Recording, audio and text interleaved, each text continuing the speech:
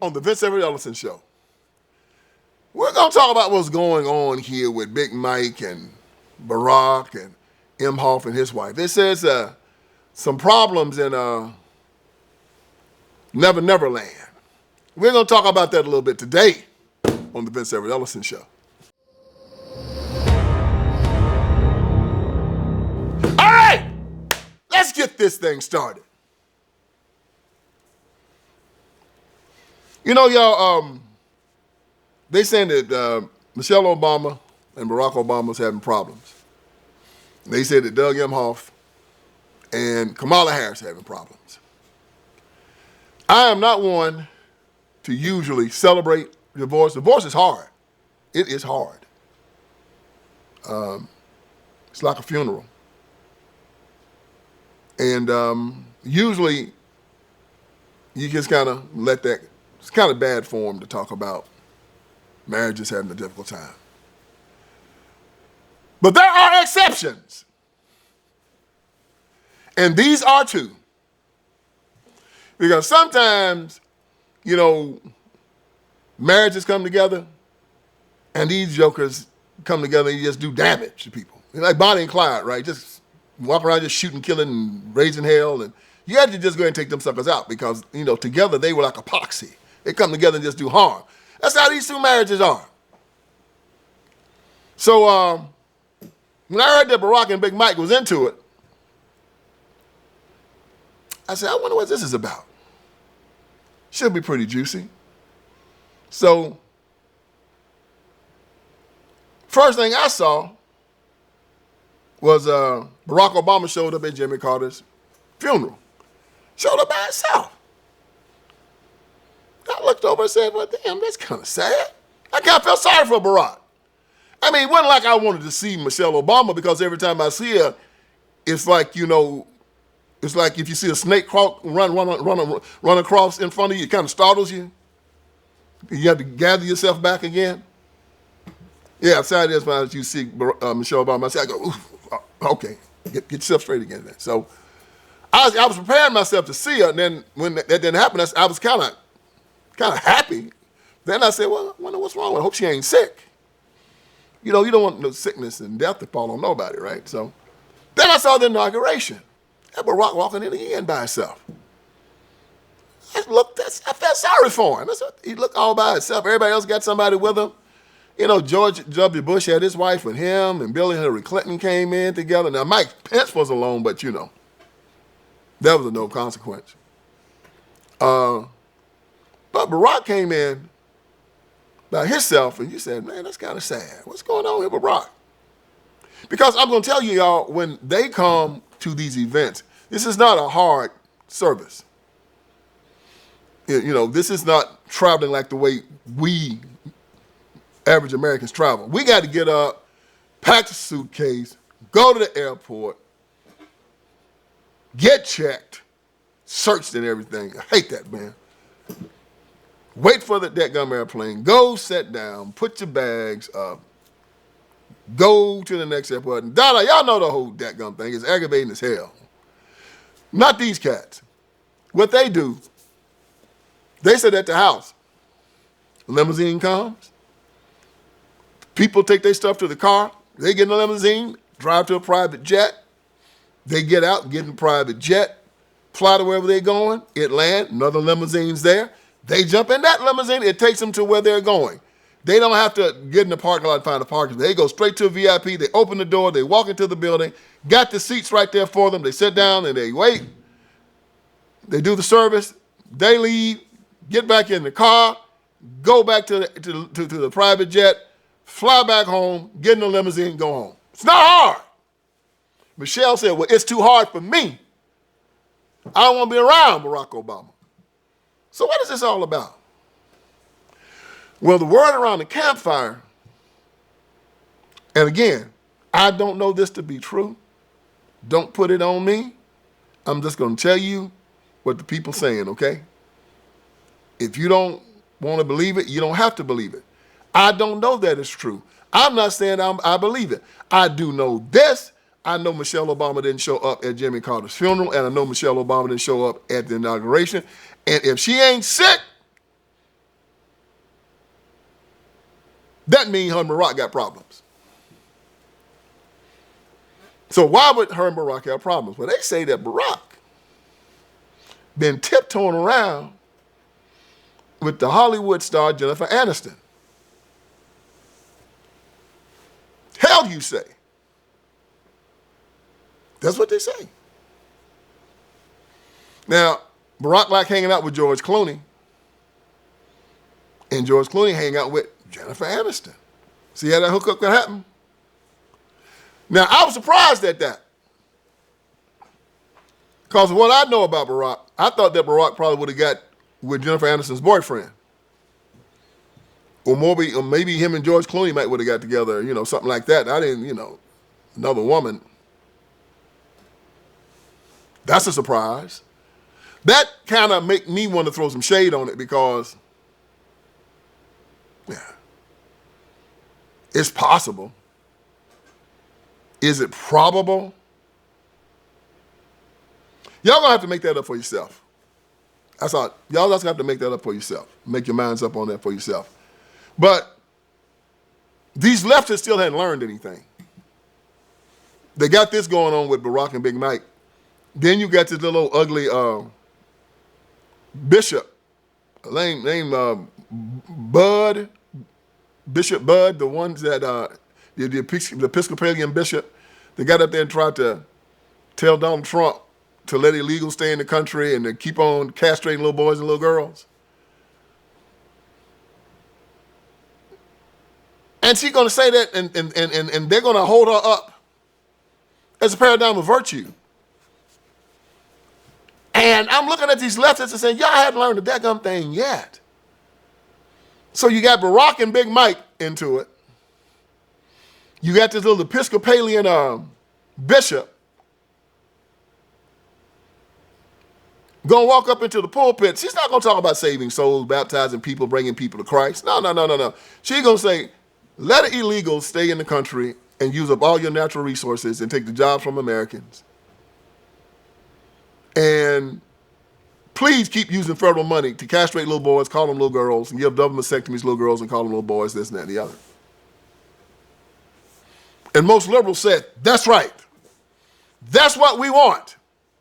Liberals in the Democratic Party, this evil institution, again, party of slavery from 1800 to 1860, the party of the Confederacy from 1860 to 1865, the party of Jim Crow from 1865 to 1965, now the party of transgenderism, illegal immigration, fentanyl, taking your guns away, keeping God out of the public square. Boy, you name it, they do it. Just horrible people. They still highlighting it. This is what they want to do. This is who they are. And Big Mike doesn't have the wherewithal to use the discipline, to be disciplined enough to say, look, we making money, we got a pension. We got to keep up appearances here. Plus, I'm a former first lady. This is part of my duty. No. They don't care about duty. You know what they care about? In their feelings. I feel this way. I feel. And this is the problem with the black community more than anything else. Talk about how they feel. Not about what is right, what is wrong, what is good, what is bad, but how I feel. Don't nobody care about how you feel. Your feelings are the things that get you destroyed. And Michelle Obama looked like she feeling some type of way. And when we talk about feeling some type of way, let us talk about my second most favorite couple in Washington, D.C. That's Kamala and Doug Emhoff. Kamala Emhoff and Doug Emhoff. Kamala Emhoff. I just made her mad right there. If she's seeing this, she probably come through the TV. Don't you call me Kamala Emhoff. Like I said again, every time I saw Doug Emhoff, I wanted to beat the hell out of him. Just look at him and you say, man, you ought to be ashamed of yourself to just let a woman treat you the way Kamala Harris treats you. You got married to her, she either couldn't or wouldn't have you any children. If she couldn't, that's fine. But she wouldn't take your name. Now, see, she could have done that. She wouldn't take your religion. She could have done that. But she would spend all your money.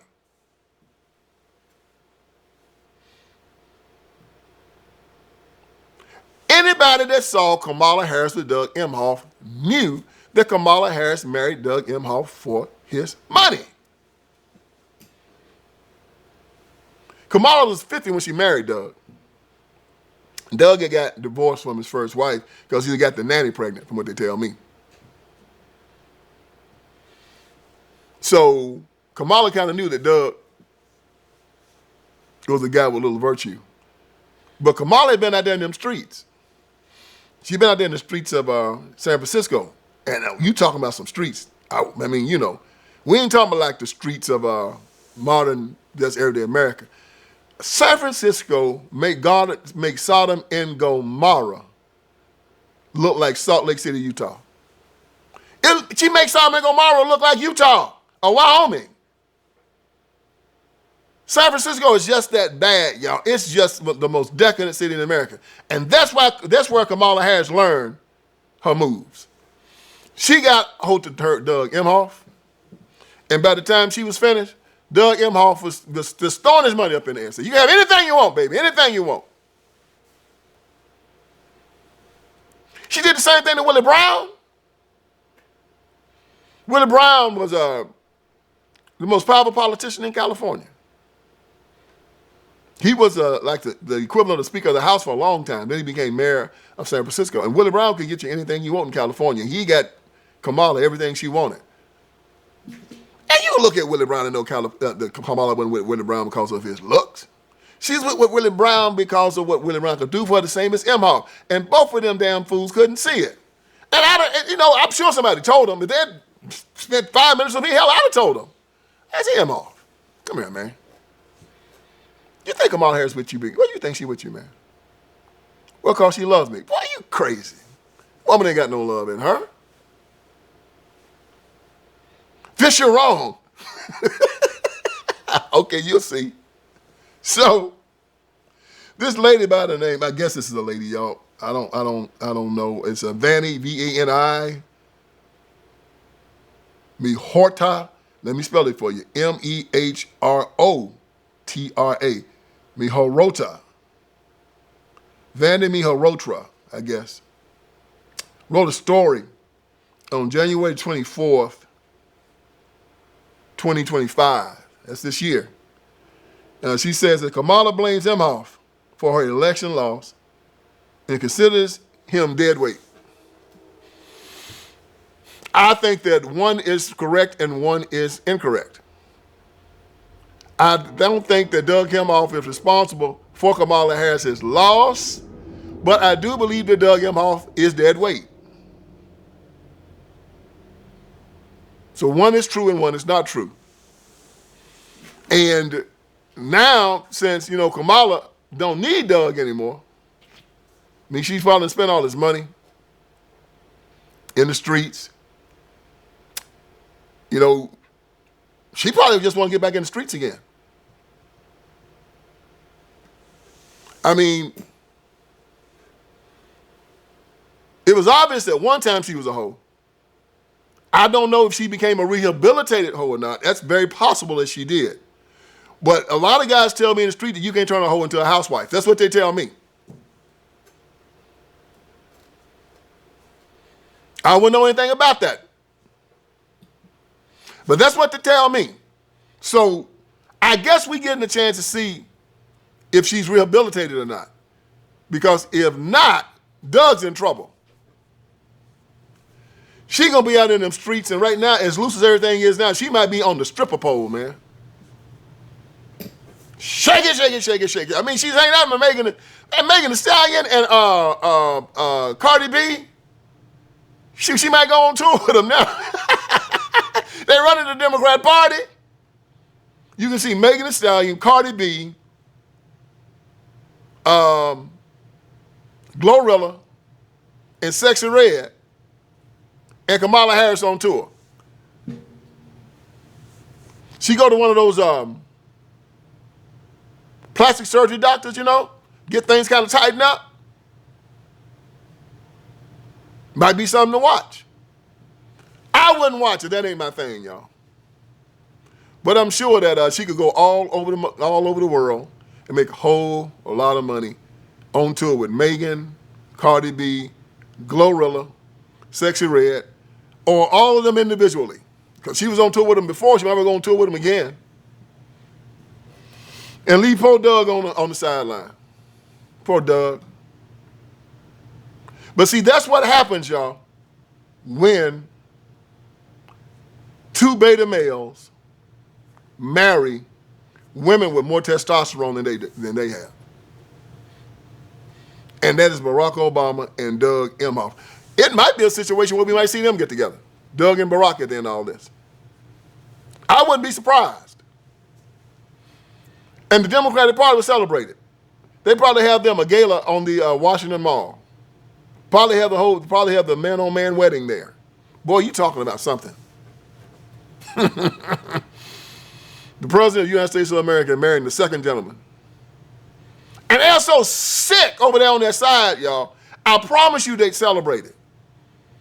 They'd have fireworks. They have grenades going off. It would be the biggest thing in the history of the world. And while the rest of the world is sitting back watching this, and this is some bull crap, they would be celebrating and dancing in the street and asking us why we tripping. That's how lost they are. That's how silly and stupid and ignorant the left is. That's how silly, stupid, and ignorant the Democratic Party is. I'm not surprised at anything these sick people do. Not at all. But I'm telling y'all, I don't usually I've never taken any pleasure in people, getting divorced and all that kind of stuff. I've never done anything like that. But right now, I'm having a little bit of schadenfreude. This might be true. It might not be true. I don't know. All I know is that I'm watching it, and if there's a part of me that says, if this is true, I'm going to have to repent because I'm having too much fun watching it. So, y'all, this is just a little bit tabloid humor on the VinceEverettEllison show this time. We're going to keep on bringing you the hard news. We want y'all to think about Big Mike and Barack. Think about all the great things they've done for our country, how they destroyed it, how they made the racists hate each other, how they came up into the White House with their Princeton and their Harvard degrees and thought they were better than everybody, how they talked about how much they love black folks and how they was going to go back to the black community, how they moved to the Hamptons, how Barack destroyed vouchers in Washington, D.C., but then sent his own children to private schools. Yeah, how they pressed LGBTQ to a point where the family in America is almost non-existent. Because when you start using counterfeits, when you start using counterfeits, you take away the value of the real thing. So they started putting in counterfeit marriages like gay marriage, and now marriage itself has been devalued to a point where people laugh when you say you're getting married. That's what they've done, and they know that's what they've done. If you're bringing people to Christ in your church, that Barack ain't gonna pay you no attention.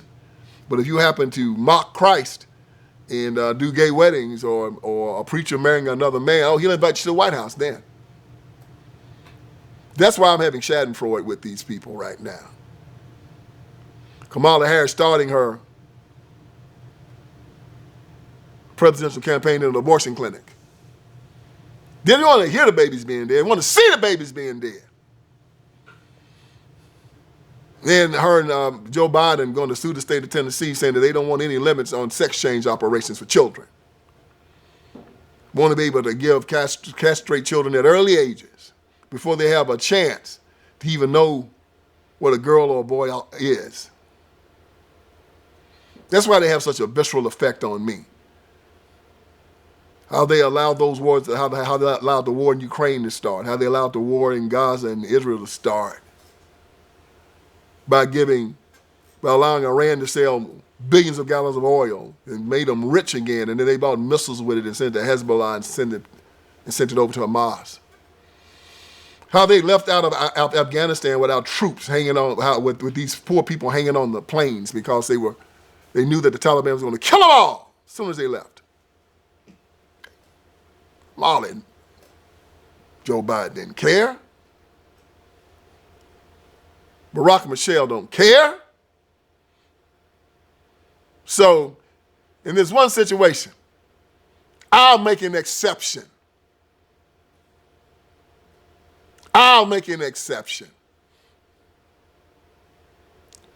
Don't wish no harm on you. But I think that you've done enough harm to this country where you just might deserve a comeuppance. And people, when I hear about it, I'm going to let you know about it. You know why? Because I'm here to wake you up. Hope I did you some good today. So come join me again next week for another Vince Everett Ellison show. All right, friends, Vince Everett Ellison is here. I want you to go to my website. And on my website, you're going to see a lot of great stuff, man. You're going to see that we got t-shirts, we got caps. You got my books, my documentaries. You got all kinds of stuff on VinceSpeaksTruth.com. Go there. We're dropping new t-shirts. We're dropping new merchandise. My new book, The End of Tolerance, is there. The End of Tolerance. Make sure you get it. Make it #1. If you got my first 3, get The End of Tolerance. It's just as good. And it's telling us we have to end our tolerance with these leftists, these Democrats. We can no longer allow them to sexually groom our children. We can no longer allow them to castrate little boys and call them little girls, run God out of the public square, take away our guns, take away our sovereignty. No longer allow it. So go on VinceSpeaksTruth.com. That is VinceSpeaksTruth.com. Hit merchandise. You'll see the t-shirts. You'll see the caps. You'll see the books. You'll see the documentaries. You'll see it all. And let's keep this ball rolling.